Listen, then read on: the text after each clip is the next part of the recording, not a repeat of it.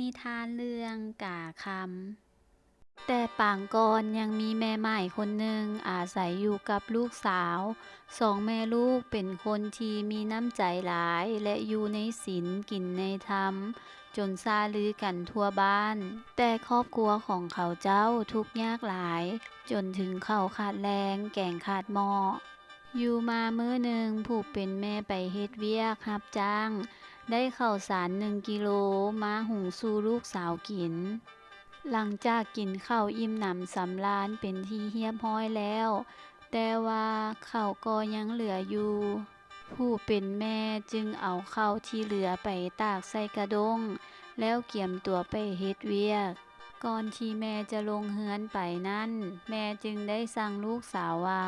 ลูกเอ้ยเฝ้าเรือนดีๆอย่าลืมเบิ่งกระด้งข้าวที่แม่ตากไว้ศาลเรือนนี่เด้ออย่าให้ไก่ขึ้นมาตอดกินได้แม่สั่งลูกสาวแล้วก็ลงเรือนไปหลังจากแม่ลงเรือนไปบ่ดนก็มีกาตัวหนึ่งบินมาแต่ทางใดก็บ่ฮู้มาตอดกินข้าวอยู่กระด้งที่นางน้อยกำลังเฝ้าอยู่นางเหลียวเห็นจึงร้องใส่กาว่าพุทโธธัมโมสังโฆพวกข้อยสองแม่ลูกทั้งอึดทั้งยากเจ้าสัมผัสมาตอดกินข้าวของพวกเฮาอีกน้อกาได้ยินนางน้อยเว้าคือแนวนั้นก็เกิดความอีดูสงสารจึงเว้าขึ้นว่านางน้อยเอ้ยข้อยขอโทษที่ตอดกินของเจ้าเอาจังซี่สาก่อนตะเวนตกดินให้เจ้าไปหาข้อยอยู่ก้องต้นมะขามอยู่ทางหัวบ้านเด้อว่าแล้วกาก็บินหนีไปเมื่อกาบินหนีไปแล้วนางน้อยจึงเว้ากับตัวเองว่าโอ้สร้างแปลกประหลาดแท้กาเว้าภาษาคนได้ก่อนตะเวนตกดินนางน้อยจึงย่างไปก้องต้นมะขามบอนที่กาบอกทันใดนั้นก็ได้ยินเสียงถามดังมาจากถึงต้นมะขามว่านางน้อยมาฮอดแล้วบ่ส่วนนางน้อยก็ตอบว่าข้อยมาฮอดแล้ว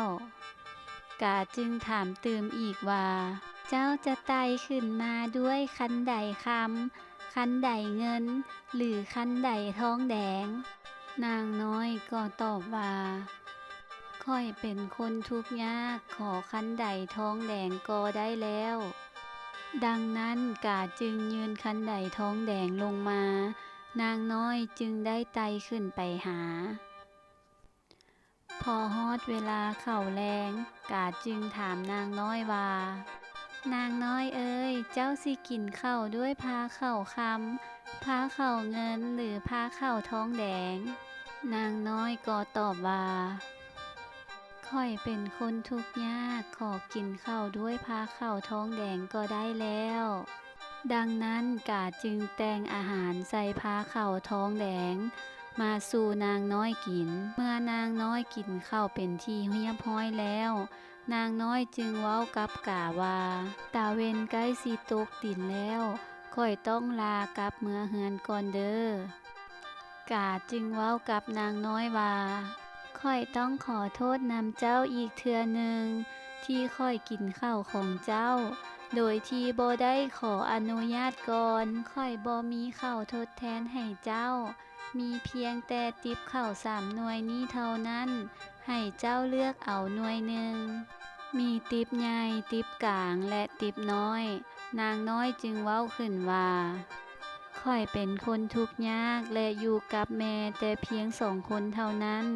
เอาติบข้าวน้อยก็ได้แล้วกาจึงเว้าตื่มว่าเมื่อเจ้าเอาติบข้าวเมื่อเฮือนแล้วให้เจ้าเปิดติบข้าวออกอยู่ต่อหน้าแม่เจ้าเด้อนางน้อยก็ตอบว่าเจ้าขอบใจหลายๆเด้อข้อยสิเปิดให้แม่ข้อยเบิงหลังจากนางน้อยไต่คันไดลงมาแล้วจึงฟ้าวกลับเมือเฮือนทันทีพอย่านแม่เป็นห่วงเมื่อมาฮอดเฮือนแล้วก็เปิดติบข้าวน้อยให้แม่เบิงปรากฏว่ามีคำอยู่เต็มในติบข้าวน้อยนั้น